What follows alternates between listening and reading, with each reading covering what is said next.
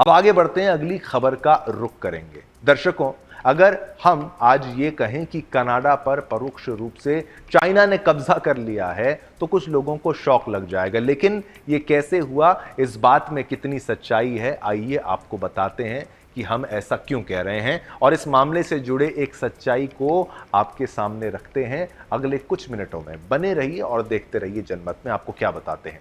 Canada की राजनीतिक स्वायत्तता पर एक गंभीर खतरा मंडरा रहा है। चीनी कम्युनिस्ट पार्टी यानी सीसीपी के एजेंटों ने कनाडा में गहरी पैठ बना ली है और ये एजेंट कनाडा की राजनीति को अपनी कठपुतली की तरह नचा रहे हैं। हाल ही में कनाडा के प्रमुख राजनीतिक दलों में से एक लिबरल पार्टी के सांसद यानी पाम बेंस को, जो तस्वीर आप देख रहे हैं पाम बेंस की है, को सीधे तौर पर चीनी कम्युनिस्ट पार्टी से जुड़े होने का आरोप लगा है और उस प्रेस कॉन्फ्रेंस में साबित भी किया गया है ऑडियो रिकॉर्डिंग के माध्यम से।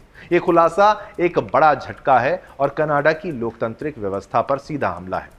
तो जो हम आपसे कह रहे थे कि चीन का कनाडा पर कब्जा हो गया है, तो आइए आपको बताते हैं कि कैसे।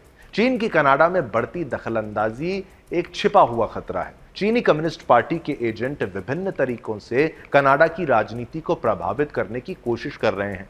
इनमें धन की पेशकश, धमकी देना और छल के साथ साथ कनाडा के राजनीतिक दलों के भीतर घुसपैठ करना शामिल है।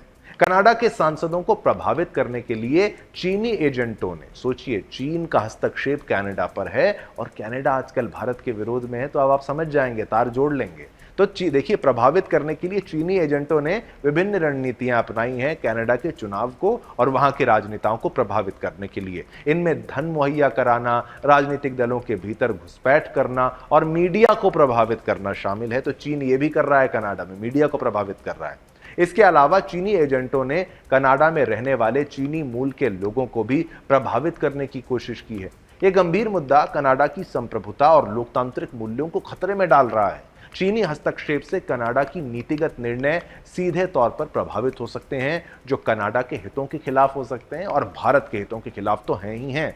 चीन की कनाडा में बढ़ती दखलंदाजी उसके वैश्विक महत्वाकांक्षाओं का हिस्सा है। चीन कुछ भी करता है तो उसकी महत्वाकांक्षाएं बहुत ज्यादा है, उसको हर जगह घुसने की आदत है। चीन एक वैश्विक महाशक्ति बनने की कोशिश कर रहा है और इसके लिए वह विभिन्न देशों में अपना प्रभाव बढ़ा रहा है। कनाडा एक महत्वपूर्ण देश है और चीन इसे अपने प्रभाव क्षेत्र में लाना चाहता है। जो कुछ आज कनाडा में हो रहा है उससे भारत के लिए भी एक सीख है कि हमारी सरकारों को इस पर ध्यान देना चाहिए। भारत को भी इस घटनाक्रम से यह सीख लेनी चाहिए कि चीन की बढ़ती दखलंदाजी न केवल कनाडा बल्कि अन्य देशों के लिए भी खतरा है, खासतौर पर भारत के लिए खतरा है। भारत को अपनी सीमाओं की रक्षा करने के लिए सतर्क रहना होगा और चीन की दखलंदाजी का मुकाबला करने के लिए कड़े कदम उठाने होंगे, क्योंकि परम बेंस वो आदमी था जो भारतीय इंटरफेरेंस की बात करता था कनाडा में और ये खुद निकला चीनी एजेंट। ये गंभीर मुद्दा विश्व के सभी लोकतांत्रिक देशों के लिए एक चेतावनी है। हमें एकजुट होकर चीन की बढ़ती दखलंदाजी का मुकाबला करना होगा। एक बार आपको प्रतिक्रिया भी सुनाने का प्रयास करेंगे कि वो जो प्रेस कॉन्फ्रेंस की गई थी, ऑडियो रिकॉर्डिंग भी वहां पर सुनाई गई थी, थोड़ा सा आपको वो सुनाते हैं कि भाई जर्नलिस्ट के द्वारा इसका खुलासा किया गया। ये अंग्रेजी में है, आप उसको सुनिए तो आप ज्यादा बेहतर समझेंगे। मैं अनुरोध करूंगा कि वो पूरी क्लिप आपको सुनाई जाए। इससे पहले वाली जो क्लिप है वो आपको सुनाएंगे। Firstly, my book recounts reporting on a 2020 tape recording provided to me, where Senator Yuan Pao-wu is heard in a 47-minute private briefing with the Canada Committee 100 Society. This group included Conservative Senator Victor O as an advisory member, along with an individual officially listed in a Chinese United Front Overseas Leaders Group.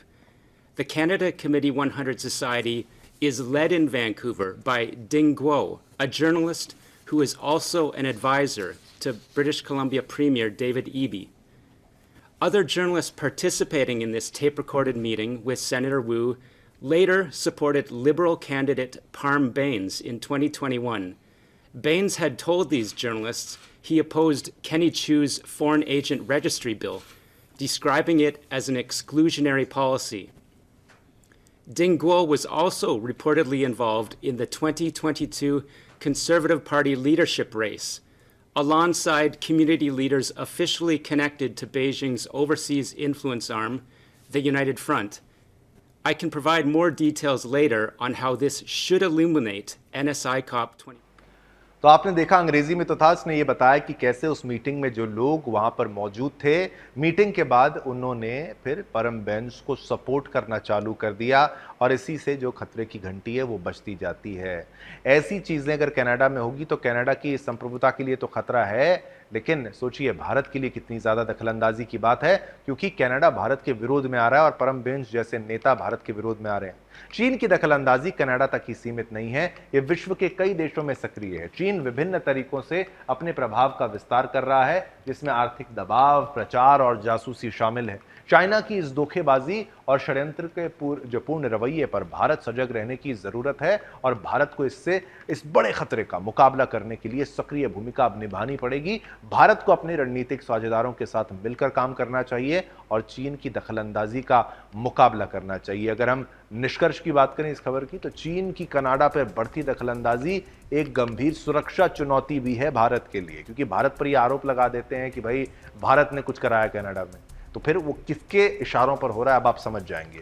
ये घटनाक्रम हमें सचेत करता है कि विदेशी हस्तक्षेप हमारे लोकतंत्र को कैसे प्रभावित कर सकता है। हमें सतर्क रहना होगा और अपनी संप्रभुता की रक्षा करने के लिए हर संभव प्रयास करना होगा। भारत और कनाडा दोनों लोकतांत्रिक देश हैं और उन्हें एक साथ मिलकर चीन की दखलंदाजी का मुकाबला करना चाहिए, लेकिन अभी थोड़ा ही मुश्किल लग रहा है। ट्रूडो जैसे नेता वहां पर हैं। दोनों देशों को अब अपनी आपसी सहयोग को बढ़ाना चाहिए और सुरक्षा और रक्षा के क्षेत्र में सहयोग करना चाहिए। ये एक लंबी लड़ाई है, लेकिन अगर हम मिलकर ये करें तो शायद हम जीत जाएंगे। हमें अपने लोकतंत्र की रक्षा के लिए दृढ़ संकल्प के साथ आगे बढ़ना चाहिए, क्योंकि चाइना जानबूझकर भारत के खिलाफ षड्यंत्र रचता है। वो चाहे धन के माध्यम से करे, चाहे बल के माध्यम से करे, लेकिन वो हस्तक्षेप जरूर करता है विदेशी मामलों में।